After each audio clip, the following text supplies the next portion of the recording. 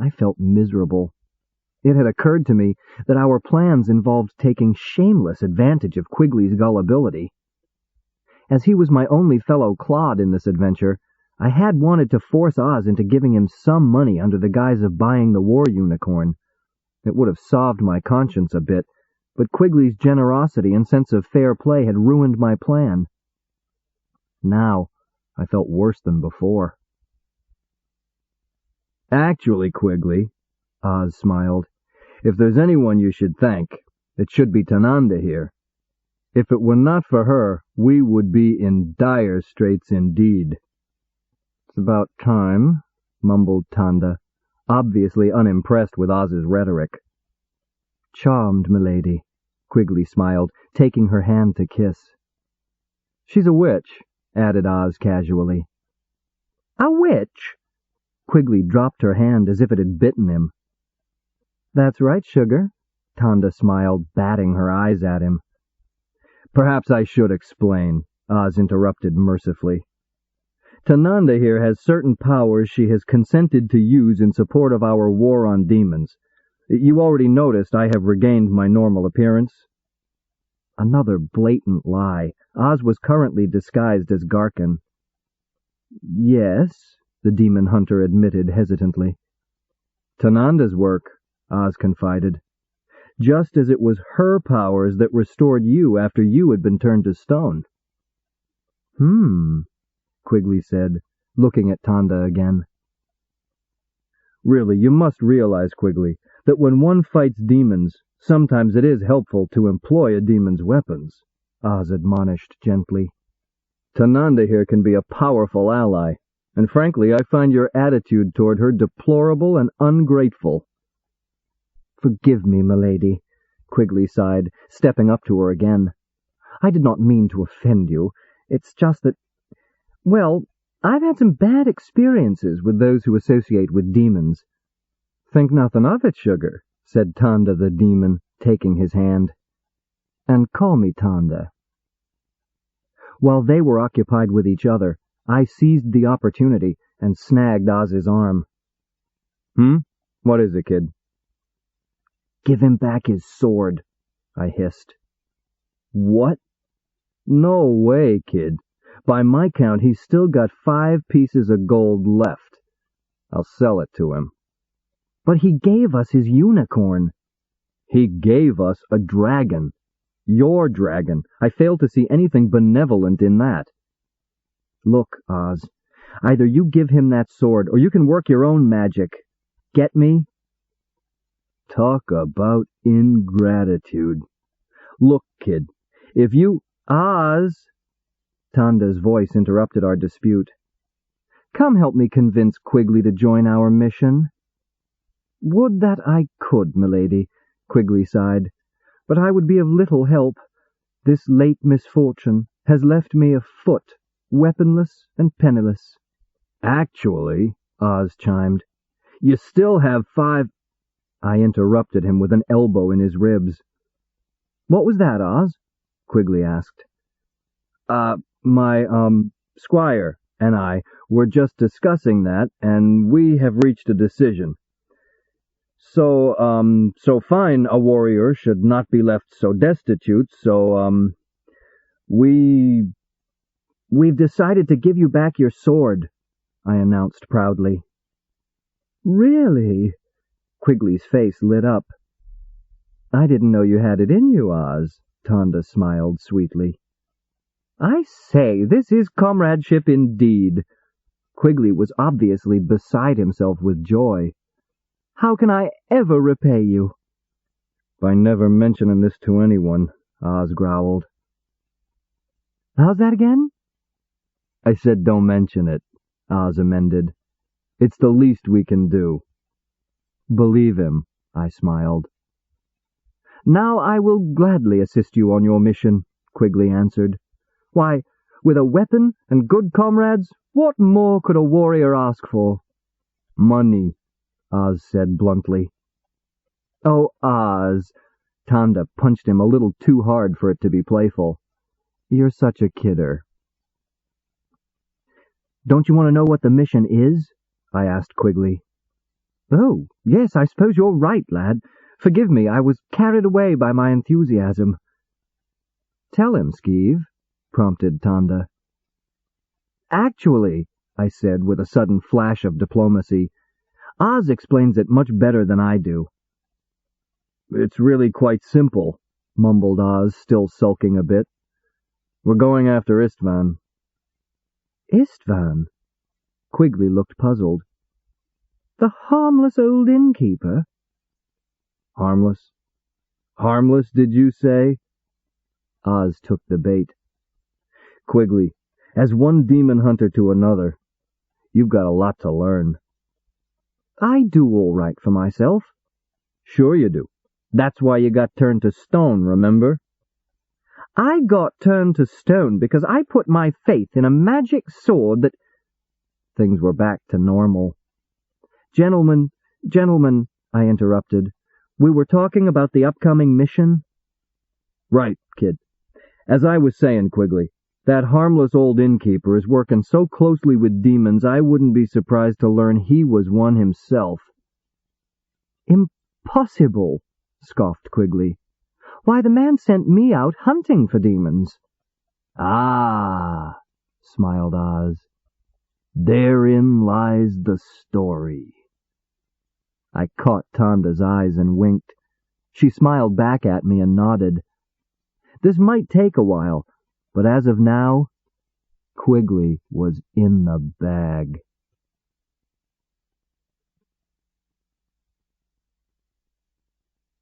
Chapter 22. This is another fine myth you've gotten me into. Laurel and Hardy. There was something there in the shadows. I could sense its presence more than see it. It was dark and serpentine, and it was watching me. I was alone. I didn't know where the others had gone, but I knew they were counting on me. "Who's there?" I called. The voice that came back to me out of the darkness echoed hollowly. "I am Istvan, Skeeve. I've been waiting for you." "You know who I am?" I asked, surprised. "I know all about you and your friends. I've known all along what you're trying to do." I tried to set wards about me, but I couldn't find a force line. I tried to run, but I was rooted to the spot. "See how my powers dwarf yours? And you expected to challenge me." I tried to fight back a wave of despair. "Wait until the others come," I cried defiantly. "They already have," the voice boomed. "Look." Two objects came rolling at me out of the darkness. I saw with horror that they were heads, Tanda's and Quigley's. I felt ill, but clung to a shred of hope. There was still no sign of Oz. If he was still at large, we might... "Don't look for your pervert to help," the voice answered my thoughts. "I've dealt with him, too." Oz appeared, sheathed in fire. He staggered and fell, writhing on the ground as the flames consumed his body. "Now it's just you and me, Skeeve," the voice echoed. "You and me." "I'll go," I shouted desperately. "You've won. Just let me go." The darkness was moving closer. "It's too late. I'm coming for you, Skeeve. Skeeve." "Skeeve." Something was shaking my shoulder. I bolted upright, blinking my eyes as the world swam back into focus. The camp was asleep. Oz was kneeling beside me, the glow from the campfire's dying embers revealing the concerned expression on his face. "Wake up, kid. If you keep thrashing around, you'll end up in the fire." "It's Istvan," I explained desperately. "He knows all about us." "What?" "I was talking to him. He came into my dream." Sounds more like a plain old nightmare, Oz proclaimed. I warned you not to let Tanda season the food. Are you sure? I said doubtfully. Positive, Oz insisted. If Istvan knew we were coming, he'd hit us with something a lot more powerful than making faces at you in a dream. I guess that was supposed to reassure me. It didn't. All it did was remind me I was thoroughly outclassed in the upcoming campaign. Oz, can't you tell me anything about Istvan? What he looks like, for instance? Not a chance, kid. Oz grinned at me. Why not? Because we won't both see him the same way, or at least we wouldn't describe him the same way. If I describe him to you, one of two things will happen when you first see him. If he looks scarier to you than I've described him, you'll freeze. If he looks more harmless than I've described him, you'll relax. Either way, it'll slow your reactions and give him the first move. There's no point in gaining the element of surprise if we aren't going to use it. Well, I persisted, couldn't you at least tell me about his powers? What he can do? For one thing, it would take too long. Just assume that if you can imagine it, he can do it. What's the other? I asked. The other what? You said, for one thing. That implies you have at least one other reason. Oz pondered. Well, I'm not sure you'll understand, but to a certain degree, what he can do, I mean, the whole list, is irrelevant. Why? Because we're taking the initiative. That puts him in a reactive instead of an active role. You're right, I said thoughtfully. I don't understand. Look, kid, if we just sat here and waited for him, he could take his time and choose exactly what he wanted to do and when he wanted to do it. That's an active role and lets him play with his entire list of powers, right? I guess so. But we aren't doing that. We're carrying the attack to him. That should limit him as to what he can do. There are only a certain number of responses he can successfully use to each of our gambits, and he'll have to use them because he can't afford to ignore the attack. Most of all, we'll rob him of time. Instead of leisurely choosing what he's going to do next, he'll have to choose fast. That means he'll go with the option he's surest of, the one he does best. I considered this for a few moments. It sort of made sense. Just one question, Oz, I asked finally. What's that, kid? What if you've guessed wrong? Then we drop back 10 and punt, he answered lightly. What's a... Then we try something else, he amended hastily. Like what? Can't tell yet, Oz shrugged. Too many variables. We're going with my best guess right now. Beyond that, we'll just have to wait and see. We sat staring into the dying fire for a few minutes, each lost in our own thoughts. Say, Oz, I said at last. Yeah, kid? Do you think we'll reach Istvan before Frumple does? Relax, kid. Frumple's probably drinking wine and pinching bottoms in some other dimension by now. But you said... I've had time to think about it since then. The only reason a Deville does anything is for a profit or out of fear. As far as sticking his head into this brawl goes, I figure the fear will outweigh the profit. Trying to sell information to a madman is risky at best. My bet is he's lying low until the dust settles. I reminded myself again of my faith in Oz's expertise in such matters. It occurred to me, however, there was an awful lot of guesswork in our planning. Oz, wouldn't it be a little safer if we had invested in a couple of those jazzy weapons back in Diva? We don't need 'em, he replied firmly. Besides, they're susceptible to gremlins. I'd rather go into a fight with a crude but reliable weapon than pin my hopes on a contraption that's liable to malfunction when you need it most. Where are gremlins from? I asked. What? Gremlins. You said... Oh, that. It's just a figure of speech. There are no such things as gremlins. I was only listening with half an ear. I suddenly realized that while I could see Quigley's sleeping form, there was no sign of Tanda or Gleep. Where's Gleep? I asked abruptly. Oz grinned at me. Gleep is standing watch, and just in case you're interested, so's Tanda. I was vaguely annoyed he had seen through me so easily, but was determined not to show it. When is... are they coming back? Relax, kid.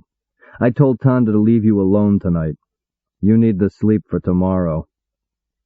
He jerked his head pointedly toward the assassin's robe I had been using for a pillow.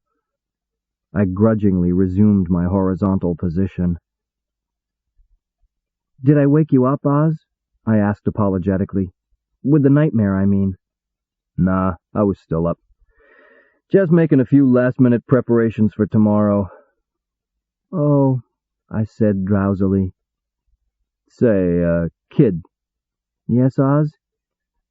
We probably won't have much time to talk tomorrow when Quigley's awake, so while we've got a few minutes alone, I want to say, however it goes tomorrow, well, it's been nice working with you, kid.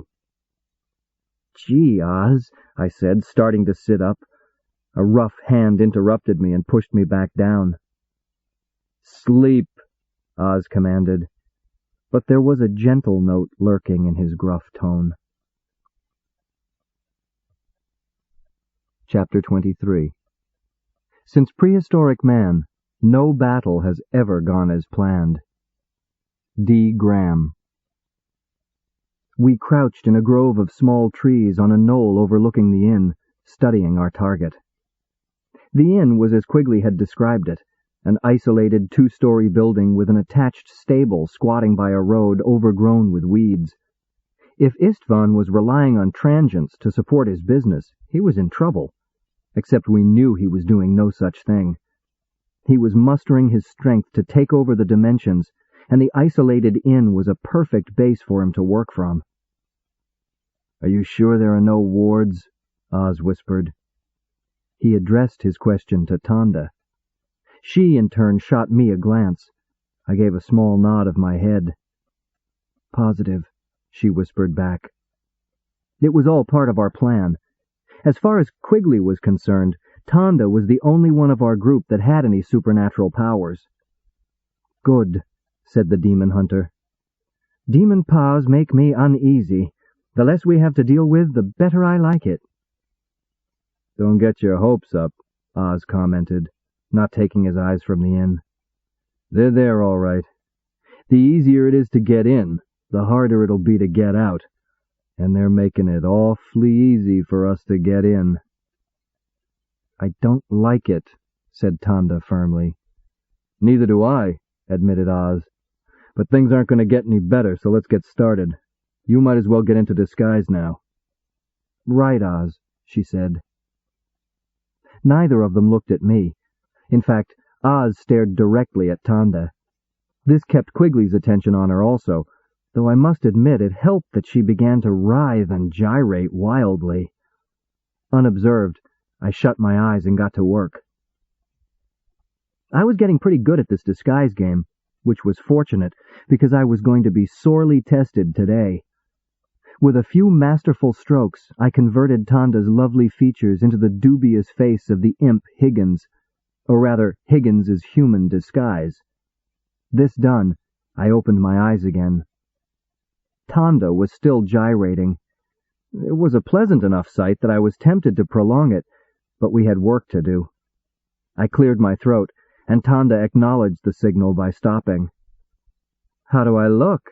she asked proudly. "Terrific!" I exclaimed, with no trace of modesty. Oz shot me a dirty look. "It's uncanny," Quigley marveled. "How do you do that?" "Professional secret." Tanda winked at him. "Off with you," Oz commanded. "And you too, Skeeve." "But, Oz, couldn't I? No, you can't. We've discussed it before. This mission's far too dangerous for a lad of your inexperience. Oh, all right, Oz, I said, crestfallen. Cheer up, lad, Quigley told me. Your day will come. If we fail, the mission falls to you. I suppose so. Well, good luck. I turned to Tonda, but she was already gone, vanished as if the ground had swallowed her up. I say, exclaimed Quigley, she does move quietly, doesn't she? I told you she could handle herself, Oz said proudly. Now it's your turn, Skeeve. Right, Oz. I turned to the dragon. Stay here, Gleep. I'll be back soon, and until then, you do what Oz says, understand? Gleep, said the dragon, cocking his head. For a minute, I thought he was going to ruin everything, but then he turned and slunk to Oz's side and stood there regarding me with mournful blue eyes. Everything was ready. Well, goodbye. Good luck, I called, and trudged slowly back over the knoll, hopefully a picture of abject misery. Once out of sight, however, I turned and began to sprint as fast as I could in a wide circle around the inn. On the surface, our plan was quite simple. Oz and Quigley were to give Tonda enough time to circle around the inn and enter it over the stable roof. Then, they were to boldly enter the front door. Supposedly, this would create a diversion, allowing Tonda to attack Istvan magically from the rear. I was to wait safely on the knoll until the affair was settled. In actuality, our plan was a bit more complex. Unbeknownst to Quigley, I was also supposed to circle the inn and find a covert entrance. Then, at the appropriate moment, Tonda and I were to create a magical diversion, allowing Oz to use the secret weapon he had acquired on Diva. A gully blocked my path. I took to the air without hesitation and flew over it. I had to be in position in time, or Oz would have no magical support at all. Actually, magic was quite easy here. The inn was sitting squarely on an intersection of two ground force lines, while a force line in the air passed directly overhead. Whatever happened in the upcoming battle of magic, we wouldn't suffer for a lack of energy. I wished I knew more about Oz's secret weapon. He had been doggedly mysterious about it, and neither Tonda nor I had been able to pry any information out of him. He had said it had to be used at close range. He had said it couldn't be used while Istvan was watching him. He had said it was our only hope to beat Istvan. He had said it was supposed to be a surprise. Terrific. Maybe, when all this was over, I would find a mentor who didn't have a sense of humor. I slowed my pace. I was coming to the back of the inn now. The brush had grown right up to the wall, which made my approach easy. I paused and checked for wards again. Nothing. Trying to force Oz's easy in, hard out prophecy from my mind, I scanned the upper windows. None of them were open, so I chose the nearest one and levitated to it. Hovering there, I cautiously pushed, then pulled at the frame. Locked. Hurriedly, I pulled myself along the wall with my hands to the next window. Also locked. It occurred to me it would be ironic if, after all our magical preparations, we were stopped by something as mundane as a locked window. To my relief, the next window yielded to my pressure, and in a moment I was standing inside the inn, trying to get my heartbeat under control. The room I was in was furnished, but vacant. Judging from the dust on the bed, it had been vacant for some time. I wondered for a moment where demons slept, if they slept at all, then forced the question from my mind. Time was running out, and I wasn't in position yet. I darted silently across the room and tried the door. Unlocked. Getting down on my hands and knees, I eased the door open and crawled through, pushing it shut behind me. After studying the inn's interior so often in Quigley's dirt sketches, it seemed strange to actually be here. I was on the long side of an L-shaped mezzanine, which gave access to the upper-story rooms. Peering through the bars of the railing that lined the mezzanine, I could look down into the inn proper. There were 3 people currently occupying a table below. I recognized the disguised features of Higgins and Brockhurst as 2 of them. The third was sitting hunched with his back to me, and I couldn't make out his face. I was debating shifting to another position to get a better view when a 4th figure entered, bearing an enormous tray with a huge jug of wine on it, as well as an assortment of dirty flagons. "This round's on the house, boys," the figure chortled merrily. "Have one on old Istvan." Istvan? That was Istvan? The waddling figure below did not seem to display any of the menacing features I had expected in a would-be ruler of the dimensions. Quickly, I checked him for a magical aura. There was none. It wasn't a disguise. He really looked like that. I studied him carefully. He was tall, but his stoutness kept his height from being imposing. He had long white hair and a longer white beard, which nearly covered his chest with its fullness. His bright eyes were set in a face that seemed to be permanently smiling, and his nose and cheeks were flushed, though whether from drink or laughter I couldn't tell. This was the dark figure of evil I had been dreading all these weeks. He looked to be exactly what Quigley said he was, a harmless old innkeeper. A movement at the far end of the mezzanine caught my eye. Tonda. She was crouched behind the railing, as I was, on the other side of the stairs, and at first I thought I had just seen the movement of her easing into position. Then she looked my way and cautiously waved her hand again, and I realized she was signaling for my attention. I waved an acknowledgement, which she must have seen, for she stopped signaling and changed to another set of actions. Glancing furtively at the figures below to be sure she wasn't observed, she began a strange pantomime. First, she made several repeated gestures around her forehead, then pointed urgently behind her. I didn't understand and shook my head to convey this. She repeated the gestures more emphatically, and this time I realized she was actually pointing down and behind her. The stables. Something about the stables. But what about the stables? I considered her first gesture again. She appeared to be stabbing herself in the forehead. Something had hit her in the stables? She had killed something in the stables? I shook my head again. She bared her teeth at me in frustration. "Innkeep!" I jumped a foot at the bellow. Oz and Quigley had just walked through the door. Whatever Tonda was trying to tell me would just have to wait. Our attack had begun. "2 flagons of your best wine, and send someone to see my unicorn." Oz was doing all the talking, of course. It had been agreed that he would take the lead in the conversation. Quigley hadn't been too happy about that, but in the end had consented to speaking only when absolutely necessary. Their entrance had had surprisingly little impact on the assemblage below. In fact, Istvan was the only one to even look in their direction. Come in, gentlemen," he smiled, spreading his arms wide in welcome. "We've been expecting you." "You have?" blurted Quigley, echoing my thoughts. Of course, you shouldn't try to fool old Istvan." He shook a finger at them in mock sternness. "Word was just brought to us by— Oh, I'm sorry. I haven't introduced you to my new purchasing agent yet."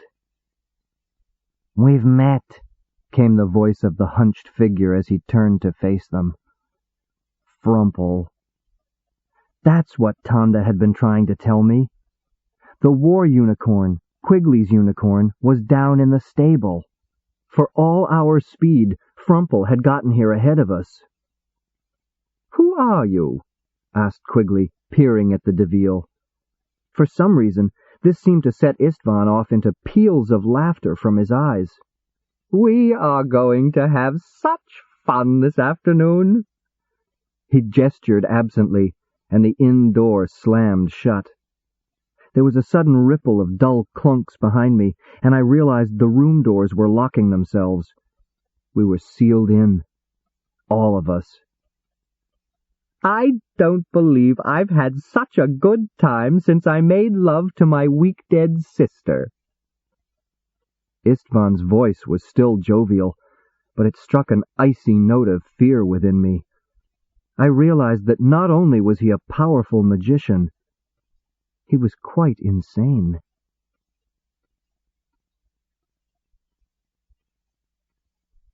Chapter 24. You gotta be subtle. Mike Hammer. There was a tense, expectant silence as the foursome leaned forward to study their captives. It was as if two songbirds had tried to edge through a crowd of vultures to steal a snack, only to find they were the intended meal. I knelt, watching in frozen horror, fully expecting to witness the immediate demise of my two allies. "Since Frumple's already announced us," Oz said smoothly, "I guess there's no need to maintain this disguise." The confident tone of his voice steadied my shattered nerve. We were in it now, and win or lose, we'd just have to keep going. Quickly, I shut my eyes and removed Oz's Garkin disguise. "Oz!" cried Istvan in delight. "I should have known it was you." "He's the one who—" Brockhurst began. "Do you two know each other?" Frumple asked, ignoring the imp. "Know each other?" Istvan chortled. "We're old enemies. He and a couple other scalawags nearly destroyed me the last time we met." "Well, it's our turn now, right, Istvan?" smiled Higgins, leisurely reaching for his crossbow.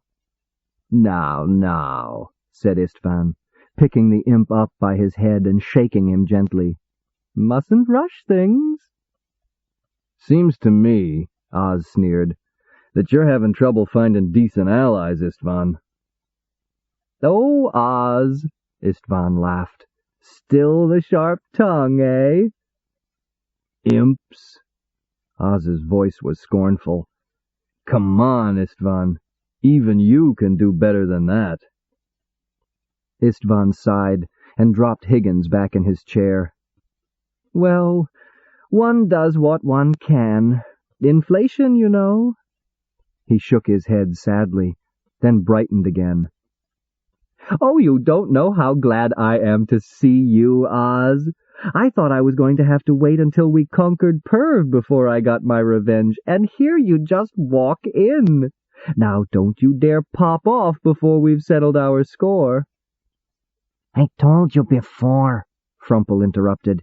"He's lost his powers." "Paws? He never had any paws," Quigley chimed in, baited from his frightened silence at the insult of having been ignored. "Well, who do we have here?" Istvan smiled, looking at Quigley for the first time. "Have we met?" "Say, Istvan," interrupted Oz, "mind if I have some of that wine? No reason to be barbaric about this." "Certainly, Oz." Istvan waved him forward. "Help yourself." It was eerie listening to the conversation. Apparently civilized and friendly, it had a cat-and-mouse undercurrent, which belied the casual tones. "Watch him," Frumple hissed, glaring at Oz. "Oh, Frumple, you're such a wart," Istvan scolded. "Why, you were the one who assured me that he had lost his powers." "Well, I think he makes sense," Brockhurst grumbled, rising and backing away as Oz approached the table. "If you don't mind, Istvan, I'll watch from over here." He sat on the bottom steps of the flight of stairs headed up to the mezzanine where Tanda and I were hidden. His tone was conversational, but it was clear he was only waiting for Istvan's signal to loose him on the helpless pair.